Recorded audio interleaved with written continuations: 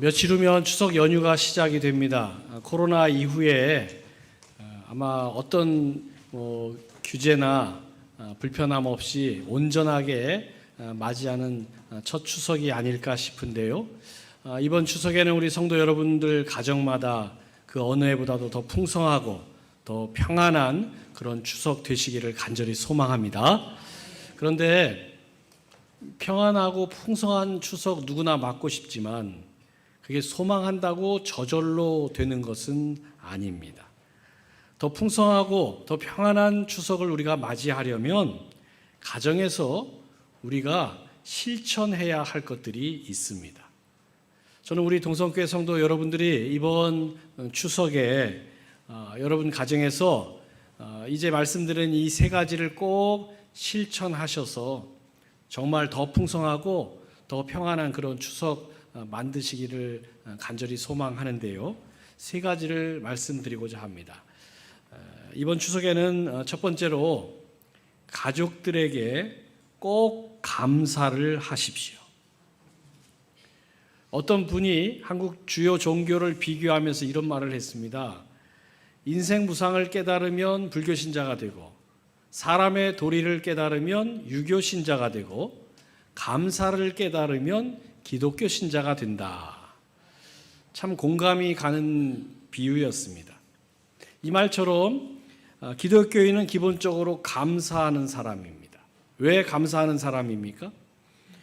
기독교인들은 누구를 막론하고 다 죽을 수밖에 없는 죄인이었는데 아무 대가나 공로 없이 예수 십자가의 보혈로 죄를 용서받고 구원받아서 하나님의 자녀가 되는 은혜를 누렸기 때문입니다.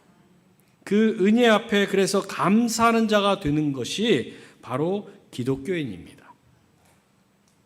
그래서 기독교 신자인 우리는 주일마다 하나님 앞에 나와 감사의 기도를 드리고 감사의 찬양을 하고 감사의 예물을 드립니다. 교회에서는 이렇게 감사하는 것이 참 자연스럽고 익숙한데 가정에서는 어떠십니까? 가정에서도 교회만큼 가족들에게 여러분 감사하며 지내고 있으십니까? 가족은 세상에서 가장 가까운 관계지요. 그래서 누구보다도 흉어물이 없고 어떤 것도 용납할 수 있고 이해를 할 수가 있습니다. 그래서 가족은 세상 어떤 사람들보다 가장 편한 존재이지요. 그런데 편하다 보니까 놓쳐버리는 것들도 분명 있습니다. 바로 감사하는 일과 사과하는 일입니다. 분명 잘못했는데도 가족이니까 그러려니 하고 사과해야 할 일을 사과하지 않은 채 지나가 버릴 때가 있습니다. 반대로 분명 감사한 일인데 가족끼리 무슨 감사냐 표현하지 않은 채 그냥 넘어갈 때도 있습니다. 그런데 오늘 본문을 보십시오. 7절 하반절에서 사도 바울은 이렇게 권면하고 있습니다. 교훈을 받은 대로 믿음에 굳게 서서 감사함을 넘치게 하라. 교훈을 받은 대로, 즉 가르침을 받은 대로 믿음에 굳게 서서 감사가 넘치는 생활을 하라고 가르치고 있습니다. 어떤 가르침입니까? 데살로니가전서 5장 18절을 보십시오. 범사에 감사하라. 이것이 그리스도 예수 안에서 너희를 향하신 하나님의 뜻이니라. 범사, 즉 모든 일에 감사하는 것이 하나님의 뜻입니다. 그래서 사도 바울은 범사, 즉 모든 일에 감사가 넘치는 생활을 하라고 교훈하고 있습니다. 그런데 여러분, 하나님께 감사하는 일은 잘 되는데 가족에게 감사하는 것 잘 안 되십니까? 만약 그렇다면 적어도 여러분은 범사에 감사하는 것은 아닙니다. 범사, 즉 모든 일에 모든 사람에게 감사하고 있지 못한 것입니다. 그렇기 때문에 감사가 넘치는 생활도 지금 이루지 못한 상태인 것이죠. 이렇게 말씀드리면 하나님께만 감사하면 되지 굳이 가족에게까지 감사를 표현해야 하느냐, 그렇게 반문하실 수 있습니다. 그런데 아닙니다. 표현하셔야 합니다. 오늘 본문 6절을 보십시오. 그러므로 너희가 그리스도 예수를 주로 받았으니 그 안에서 행하되, 이렇게 말씀하고 있죠. 여러분은 이미 그리스도 예수를 주님으로 받아들였습니다. 그래서 그분 안에서 살아가야 합니다. 그분 안에서 살아간다는 것은 그분의 뜻대로 사는 것을 의미합니다. 그러면 그분의 뜻이 무엇입니까? 오늘 본문 7절 하반절을 다시 보십시오. 교훈을 받은 대로 믿음에 굳게 서서 감사함을 넘치게 하라. 하나님은 여러분이 감사가 넘치는 생활을 하는 그런 사람이 되기를 원하십니다. 그것도 모든 일에 감사하라는 그런 가르침을 우리에게 주고 있으시지요. 그래서 이번 추석에는 가족을 주신 하나님께 감사하시고요. 또 그 가족들에게도 감사하는 여러분 되시기를 간절히 바랍니다. 여러분 가정에 아버지, 어머니가 계십니까? 그렇다면 이번 명절에는 아버지, 어머니께 이렇게 감사 인사를 꼭 해보시기 바랍니다. 한번 따라해 보십시오. 제 아버지가 되주셔서 감사합니다. 또 따라해 보십시오. 제 어머니가 되주셔서 감사합니다. 자녀들이 가정에 있으십니까? 그렇다면 여러분의 아들, 딸들에게 이번 명절에는 이렇게 감사 인사를 꼭 한번 해보시기 바랍니다. 따라해 보십시오. 내 아들이 되줘서 고맙다. 내 딸이 되주어서 고맙다. 이런 인사 해보신 적 있으세요? 해보신 분들은 계속 하시고요. 안 해보신 분들은 좀 쑥스러울지라도 이번부터 시작하십시오. 가족에게도 감사할 이유는 얼마든지 있습니다. 여러분의 아버지, 어머니가 그 부모의 자리 감당하며 여러분을 키우기 위해서 얼마나 많은 수고와 희생을 하셨습니까? 그건 당연한 일도 아니고 그건 저절로 되는 일도 아닙니다. 그래서 여러분에게 아버지가 계시고 어머니가 계시면 얼마든지 충분히 감사하셔야 합니다. 또 여러분에게 자녀들이 있으십니까? 만약 그 자녀들 오늘날 청년으로 또 결혼해서 장성하게 잘 자랐다면 정말로 감사하셔야 합니다. 부모로서 열심히 뒷바라지하기 위해서 애쓰고 수고하셨지만 돌아보면 부모지만 부족함이 있었고 부모지만 다 해주질 못한 것들이 분명 있습니다. 그런데도 부모로서 역할 100% 충분히 다 못하고 온전히 다 뒷바라지 못했는데도 잘 자라주어서 장성한 청년들이 되고 가정을 이루고 이 사회의 일원이 되어 있다면 여러분의 아들, 여러분의 딸들에게 얼마든지 감사하셔야 합니다. 그래서 이번 명절에는 여러분의 부모님께 또 여러분의 자녀들에게 감사 인사를 꼭 해보시기 바랍니다. 진심을 담아 이렇게 인사했는데 기분 나빠할 가족들 아무도 없을 거예요. 그 인사하시면 고마워할 겁니다. 그리고 그 인사를 받고 가만히 있겠습니까? 상대방도 여러분에게 감사 인사를 하게 될 것입니다.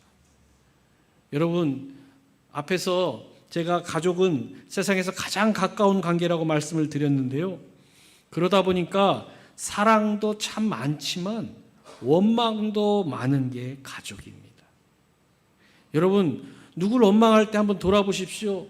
나하고 전혀 상관없는 남을 원망하기보다는 내 가까운 사람, 내가 사랑하는 사람, 내 가족을 원망할 때가 더 많습니다. 또 가족에는 감사도 많이 있지만 불평도 참 많은 게 가족이에요. 그래서 이번 명절에는 여러분 가족들에게 많이 여러 번 충분히 감사하십시오. 왜 그래야 합니까? 여러분이 감사하지 않으시면 그 자리를 불평과 원망과 섭섭함이 채워버리기 때문입니다. 그래서 이번 명절에는 여러분 가정에서 하나님께 감사하고 가족들이 서로에게 감사하는 정말 복된 추석 되시길 주님의 이름으로 축원합니다. 두 번째로 이번 추석에는 가족들을 꼭 축복하십시오. 베드로전서 3장 9절을 보면 이렇게 말씀하고 있습니다. 악을 악으로 욕을 욕으로 갚지 말고 도리어 복을 빌라. 이를 위하여 너희가 부르심을 받았으니 이는 복을 이어받게 하려 하심이라. 베드로 사도는 악을 악으로 욕을 욕으로 갚지 말고 오히려 축복하라고 가르칩니다. 왜 축복을 해야 합니까? 이를 위하여 너희가 부르심을 받았으니, 하나님께서 우리를 왜 부르셨느냐? 축복하는 일을 맡겨주시려고 부르셨기 때문입니다. 그리고 이는 복을 이어받게 하려 하심이라. 하나님 우리가 축복하는 일을 통해서 복을 상속받게 하시려는 계획을 갖고 계십니다. 그래서 여러분을 부르셨고, 여러분 그래서 축복의 통로가 되어야 합니다. 그러면 우리가 어디에서 축복의 통로가 되어야 합니까? 정답은 모든 곳에서 축복의 통로가 되어야지요. 그런데 성경을 보면 축복의 통로는 제일 먼저 가정에서 되어야 합니다. 이삭을 보십시오. 이삭은 나이가 들어 앞을 못 보게 됐습니다. 그래서 어느 날 아들 야곱이 아버지께 별미를 만들어서 가져와서 장자에게 주는 축복을 아버지에게 해달라고 요청을 하지요. 그러면서 자기가 장자인, 즉 장남인 에서인 것처럼 아버지를 속입니다. 앞을 못 보는 이 이삭은 그 속이는 야곱이 장자인 에서인 줄 알고 그 음식을 맛있게 먹은 다음에 마음껏 야곱을 축복해 주었습니다. 그런데 잠시 후에 이 일을 알게 된 에서가 성급히 서둘러 아버지께 와서 요청을 하죠. 아버지, 나도 축복해 주십시오. 그러자 야곱에게 이미 축복을 다 쏟아 부은 이삭이 난처해합니다. 더 이상 축복할 게 남아있지 않다라는 거예요. 그런 아버지를 향해 에서가 창세기를 보면 울면서 이렇게 묻지요. 창세기 27장 36절을 보십시오. 아버지께서 나를 위하여 빌복을 남기지 아니하셨나이까? 아버지, 정말 저에게는 빌어줄, 축복할 게 없으십니까? 속상해서 안타까워서 화가 나서 지금 에서가 그렇게 묻고 있는 겁니다. 실제로 이삭은 더 이상 에서에게 빌어줄 복이 남아있질 않았습니다. 여러분, 에서에게는 참 안 된 일이지만 축복의 통로가 되려면 이 정도로 축복할 줄 알아야 합니다. 여러분 자녀들 그동안 뒷바라지 하느라 수고 많이 하셨고 염려도 많이 하셨고 애도 많이 쓰셨는데 그에 비례해서 여러분 자녀들을 얼마나 축복해 보셨습니까? 이번 추석에 부모 되신 성도 여러분, 그래서 여러분의 가족들, 자녀들을 위해서 하셔야 될 것들이 많이 있겠지만 무엇보다도 자녀들을 마음껏 축복하시기 바랍니다. 설령 자녀들이 섭섭하게 했어도 축복하시고 속상하게 했어도 축복하시기 바랍니다. 왜 그래야 합니까? 여러분을 왜 아버지로 어머니로 하나님이 부르셨는지 그 사명을 생각해 보면 이유를 알 수 있습니다. 여러분을 축복의 통로가 되게 하시려고 하나님께서 여러분을 아버지로 어머니로 세우셨기 때문입니다.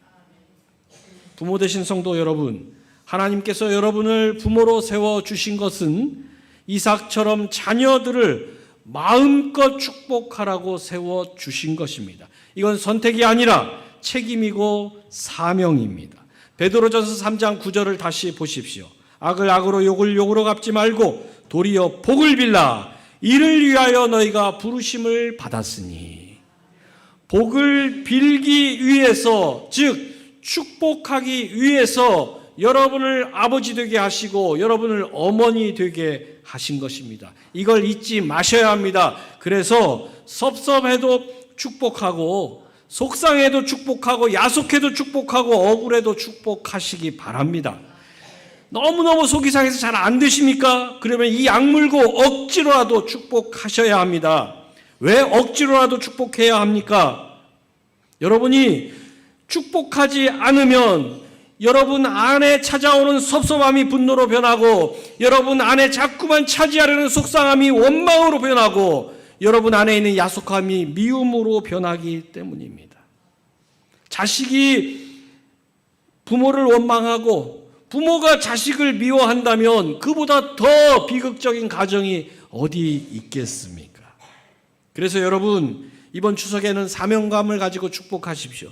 부모 되신 여러분은 자녀들에게 사명감을 갖고 꼭 축복하시고, 자녀 되신 성도 여러분들은 부모님에게 사명감을 갖고 축복하십시오. 설령 섭섭한 게 있더라도, 야속한 게 있더라도 그거 쏟아내지 마시고 대신 축복하십시오. 섭섭하고 야속한 거 쏟아내면 그때는 속이 시원할지 몰라도 여러분, 그 섭섭함이 여러분이 가족들에게 나누어야 될 축복의 자리를 잠식해 버립니다. 그렇기 때문에 그 한정된 자리를 우리가 무엇으로 채울지 다시 돌아보시고, 여러분이 어떤 형편에 있더라도 하나님께서 여러분을 축복하기 위해 여러분의 가정의 아버지로, 어머니로, 아들로, 딸로 부르셨다는 그 사실을 잊지 마시기 바랍니다. 그래서 이번 명절에는 사명감을 가지고 꼭 축복하십시오. 여러분은 하나님의 자녀가 된 순간부터 축복권을 받은 분들이기 때문입니다. 조금 전에 읽은 베드로전서 3장 9절 하반절을 다시 보시기 바랍니다. 도리어 복을 빌라 이를 위하여 너희가 부르심을 받았으니, 이를 위해 부르심을 받았습니다. 이는 복을 이어받게 하려 하심이라. 우리가 축복함을 통해서 복을 이어받을 수 있습니다. 하나님은 여러분에게 복을 빌 수 있는 자격, 즉 축복권을 주셨습니다. 이 귀한 자격을 그냥 묵혀두지 마시기 바랍니다.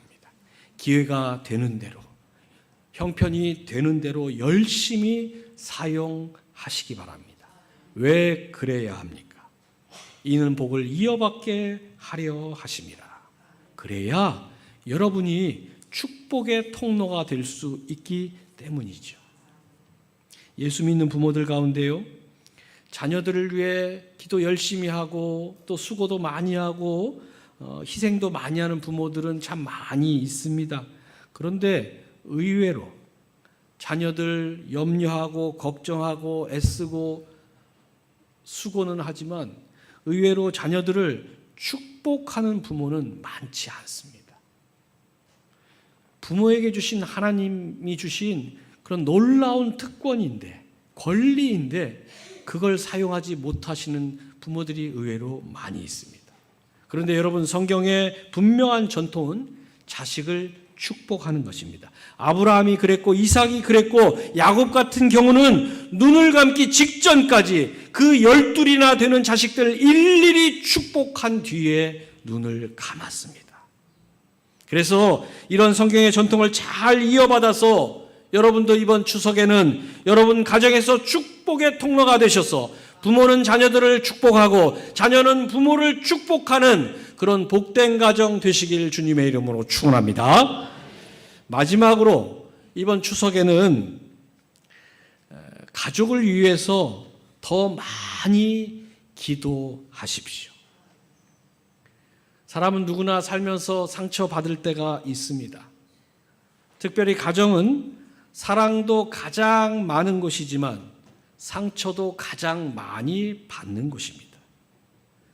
그래서 남들에게 받은 상처보다 가족에게 받은 상처는 더 큰 후유증을 남길 때가 있습니다. 이럴 때 어떻게 해야 합니까? 남들이라면 안 보고 살면 돼요. 인연 끊으면 더 이상 상처 받을 일도 없지요. 그런데 가족은 그게 안 됩니다. 보기 싫어도 보아야 할 때가 있고 관계를 끊고 싶어도 끊을 수 없는 게 가족 아닙니까? 그래서 가족 안에서 상처가 있으면 적당히 묻어두지 마시고 여러분 꼭 해결하셔야 합니다. 왜 꼭 해결해야 됩니까? 해결 안 하면 그 상처가 원망으로 미움으로 변해버리기 때문입니다. 디모데후서 4장을 보면요, 사도 바울도 상처를 받았습니다.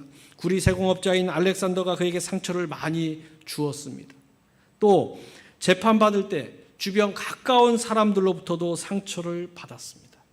평소 바울에게 도움을 받았고, 그래서 바울이 어려움에 처했을 때 나를 위로해주고 나를 도와주고 나를 변호해 줄 거라 기대했는데 아무도 그러질 않은 겁니다. 그래서 바울이 상처를 받았는데요, 바울은 상처받은 그 상황에서 특별한 모습을 보여줍니다. 그게 무엇입니까? 상처를 해결할 줄 알았습니다. 그래서 바울은 자기에게 상처 준 사람을 원망하거나 비난하지 않고 대신 상처를 해결하는 방법을 우리에게 가르쳐 주었는데요, 디모데후서 4장 14절을 보면 바울은 이렇게 말하죠. 구리 세공업자 알렉산더가 내게 해를 많이 입혔음에 주께서 그 행한 대로 그에게 갚으시리니. 해를 입혔는데 뒤에 뭐라고 나옵니까? 주께서 그 행한 대로 그에게 갚으시리니. 무슨 뜻입니까? 바울은 자신이 당한 상처를 직접 해결하려고 하지 않았습니다. 어떻게 했습니까? 하나님께 맡겨 드렸습니다.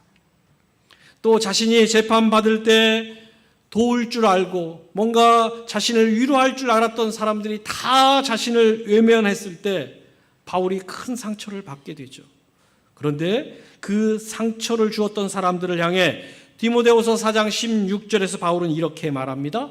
다 나를 버렸으나 그들에게 허물을 돌리지 않기를 원하노라. 나를 버리고 나를 배신했지만 그들에게 허물이 돌아가길 원치 않았다는 거예요. 여러분, 바울이 이렇게 말한 데는 분명한 이유가 있습니다. 그 이유를 로마서 12장 19절에서 바울은 이렇게 밝히고 있습니다.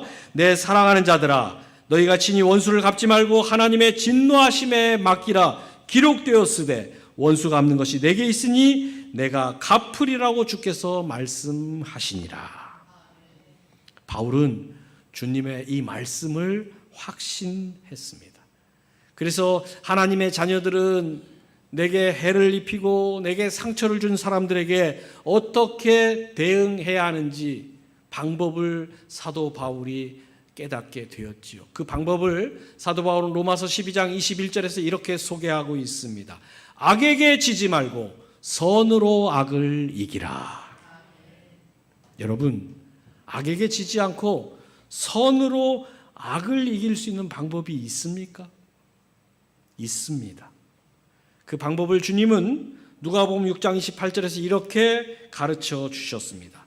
너희를 저주하는 자를 위하여 축복하며 너희를 모욕하는 자를 위하여 기도하라. 저주하는 자를 축복하고 모욕하는 자를 위해 기도하라고 하셨습니다. 굉장히 어려운 방법이죠. 그런데 이 방법대로 실천한 인물이 사도행전에 나옵니다. 바로 우리가 잘 아는 스데반입니다. 스데반은 돌에 맞아 죽어가면서 자신을 돌로 치는 사람들을 향해서 하나님께 이렇게 기도를 했습니다. 사도행전 7장 60절을 보십시오. 무릎을 꿇고 크게 불러 이르되 주여 이 죄를 그들에게 돌리지 마옵소서. 이 말을 하고 자니라. 마지막 순간까지 사도 바울은 자신에게 돌 던지는 사람들을 위해 기도했습니다. 여러분, 상처는 가족에게도 받지요. 그리고 말씀드린 것처럼 가족에게 받은 상처는 그 고통과 후유증이 훨씬 더 크고 오래 갈 수 있습니다. 그래서 가족으로 인해 받은 상처 때문에 힘들어하고 어려움을 겪는 가정들이 의외로 많이 있습니다. 남들이 준 상처보다 해결하기가 물론 쉽지 않습니다. 그러면 해결 방법이 없는 것입니까? 아닙니다. 해결 방법이 있습니다. 아까 주님이 가르쳐 주셨잖아요. 누가복음 6장에서 너희를 저주하는 자를 위하여 축복하고 너희를 모욕하는 자를 위하여 기도하라. 상처 준 그 사람을 위해서 축복하고 기도하라고 주님 가르쳐 주십니다. 여러분, 우리가 상처받았을 때 그 상처를 가지고 기도할 때가 있지 않습니까? 그런데 기도해도 내 상처가 잘 낫지 않을 때가 있다, 그렇게 느끼는 분이 있으십니까? 왜 잘 낫질 않을까요? 이유가 있습니다. 내 상처를 위해서만 기도하기 때문입니다. 주님이 뭐라고 하셨습니까? 상처를 해결하고 싶으면 네가 받은 상처를 위해 기도하라고 결코 그렇게 말씀하지 않으셨습니다. 너를 저주하고 너를 모욕하는 자를 위해 기도하라고 가르쳐 주셨습니다. 물론 나를 저주하고 나를 모욕하고 나를 핍박하는 자를 위해 기도하는 일 쉽지 않습니다. 그런데 왜 주님은 이 쉽지 않은 방법을 우리에게 요구하십니까? 상처 준 그 사람을 위해 기도해야 내 상처가 원망과 미움과 분노로 변하지 않기 때문입니다. 그대로 내버려 두면 그 상처는, 육신의 상처는요, 시간이 지나면 저절로 낫고 회복이 많이 되지만 우리 마음의 상처, 영적인 상처는 그대로 두면 미움으로 변질되고 분노로 변질되고 원망으로 변질되게 되어 있습니다. 그래서 주님은 쉽지 않은 줄 아시지만 상처 준 그 사람을 위해서, 너를 핍박한 사람을 위해서, 너를 모욕한 사람을 위해, 너를 저주한 사람을 위해서 기도하라고 가르쳐 주십니다. 그리고 우리 주님 십자가에서 그렇게 하셨습니다. 또 스데반 돌에 맞아 죽어가면서 그렇게 했고, 사도 바울 온갖 해코지를 당하면서도 그렇게 했습니다. 왜 그렇게 했습니까? 기도할 때 내가 받은 상처가 원망과 미움과 분노로 변하지 않고 그 기도의 자리에서 치유하고 회복시키시는 하나님을 만날 수 있기 때문입니다. 사랑하는 성도 여러분, 여러분에게 아직 남아있는 상처가 있으십니까? 특별히 가족으로부터, 가까운 분으로부터 받은 상처가 있으십니까? 어떻게 해결하시겠습니까? 육신의 상처는 좋은 의사를 만나고 좋은 약을 사용하면 나을 확률이 높습니다. 그런데 마음의 상처는, 영적인 상처는 세상 어디에서도 해결할 방법이 없습니다. 내 스스로도 해결할 능력이 없습니다. 어떻게 해야 합니까? 오늘 사도 바울에게 배우시기 바랍니다. 하나님이 다루시도록 하나님께 내어 드리시기 바랍니다. 하나님께 내어 드리고 기도하십시오. 기도하면 여러분의 상처가 원망이나 미움이나 분노로 변질되지 않도록 하나님께서 여러분을 치유하시고 여러분을 회복시켜 주실 것입니다. 그 은혜가 이번 추석 명절에 여러분 가정마다 충만히 임하시길 주님의 이름으로 축원합니다.